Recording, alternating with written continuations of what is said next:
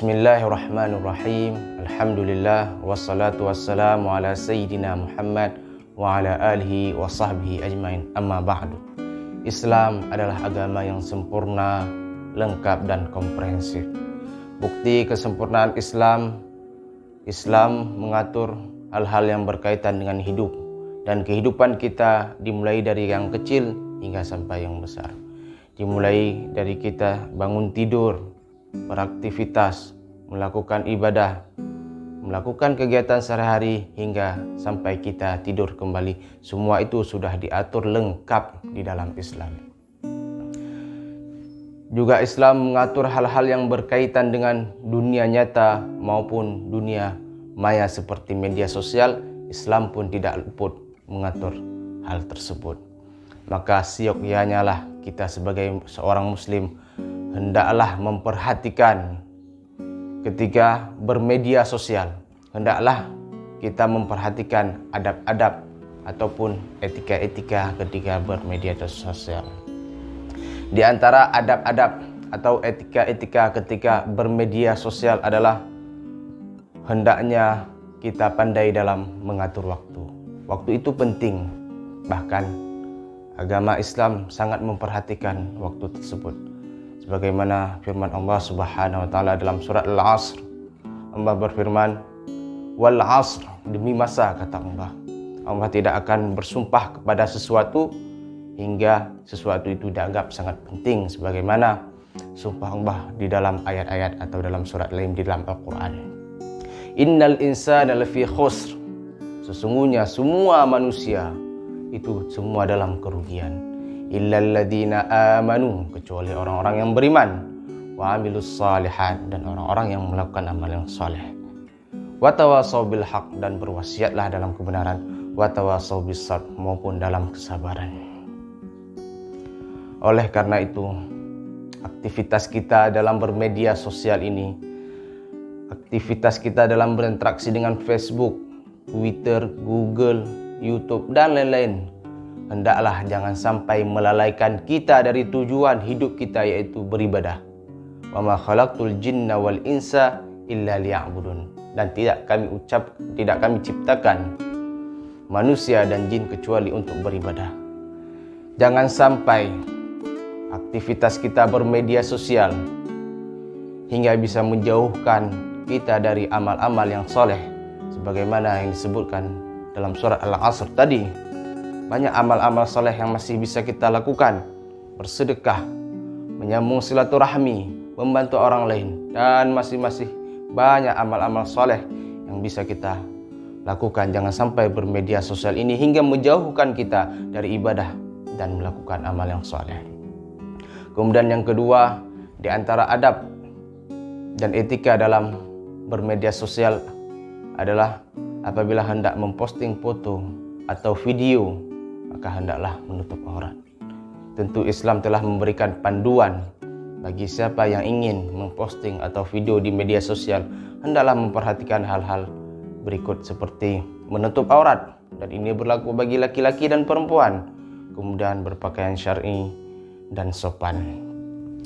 Islam tentu telah menggariskan bagaimana cara berpakaian yang benar, yaitu dengan menutup aurat, khususnya bagi wanita, dan yang paling banyak bertebaran di media sosial, hendaklah dia menutup aurat. Tentu aurat wanita itu adalah yang boleh ditampakkan hanya muka dan dua telapak tangan. Kemudian dilarang juga bagi mereka untuk memakai baju yang transparan, apalagi ketat. Dan yang paling banyak yang terjadi sekarang adalah bertabarruj atau berdandan dengan secara berlebihan. Oleh karena itu jauhilah dari hal-hal tersebut. Selanjutnya, hendaklah memperhatikan ketika ingin mengambil video atau foto, perhatikanlah latar belakang tempat kita mengambil tersebut. Tempat ibadah yang seperti masjid, musalla yang dibangun untuk beribadah, untuk meningkatkan ketakwaan kita kepada Allah Subhanahu wa taala. Begitu juga tempat umum lain seperti pendidikan, pesantren, daya, sekolah. Jangan sampai hasil foto atau video yang kita ambil bisa merendahkan tempat-tempat tersebut, bahkan bisa menghancurkan tempat tersebut. Kemudian yang ketiga, di antara adab atau etika dalam bermedia sosial, hendaklah berkata yang baik lagi sopan. Apabila membalas suatu obrolan atau chatting atau hal-hal yang lain, hendaklah berkata yang baik dan sopan. Jauhilah dari kata-kata yang bisa menyakitkan orang lain. Jauhilah kata-kata yang bisa menyinggung orang lain. Karena tulisan yang Anda tulis di media sosial itu bagaikan ucapan atau perkataan yang kalian ucapkan kepada orang lain. Dan ketahuilah bahwa semua yang kita tulis, semua yang kita bicarakan, semua yang kita kerjakan atau lakukan, semua diawasi oleh dua malaikat, yaitu Raqib dan Atid. Ma yalfidhu min qaulin illa radaihi raqibun atid. Sesuatu yang kita lafadzkan tentu akan diawasi oleh dua malaikat, yaitu Raqib dan Atid. Dan Allah telah berfirman dalam Al-Quran, Ya ayyuhalladzina amanu taqullaha wa qulu qawlan sadida.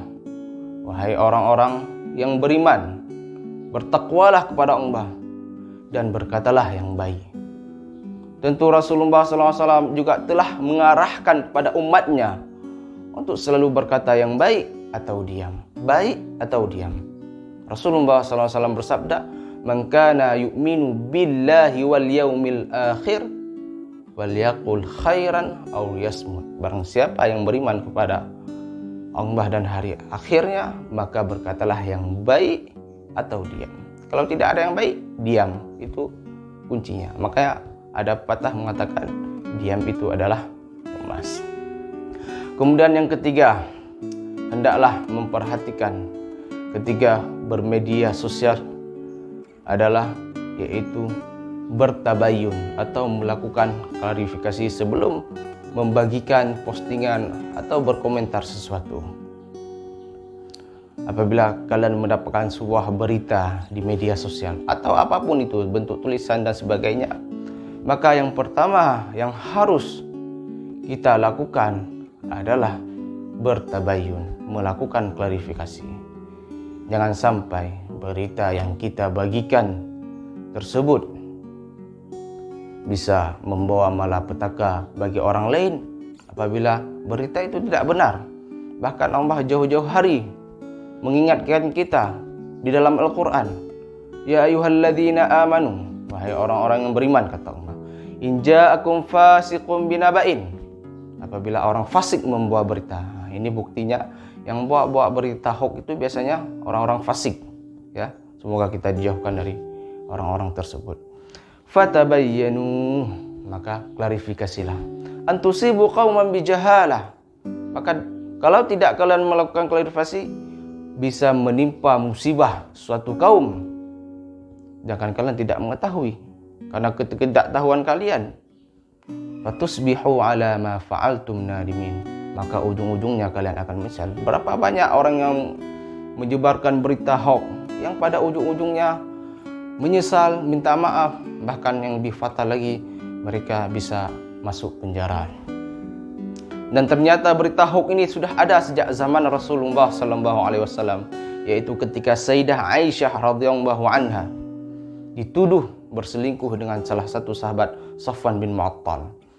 Ketika itu Rasulullah SAW menunggu wahyu yang sudah tidak turun selama 1 bulan lebih, hingga Ummul Mukminin Aisyah pun sakit akibat dahsyatnya fitnah ketika itu, akibat goncangnya berita bohong ketika itu, hingga Allah melakukan klarifikasi dengan menurunkan wahyu bahwasanya semua yang didatangkan itu adalah berita bohong.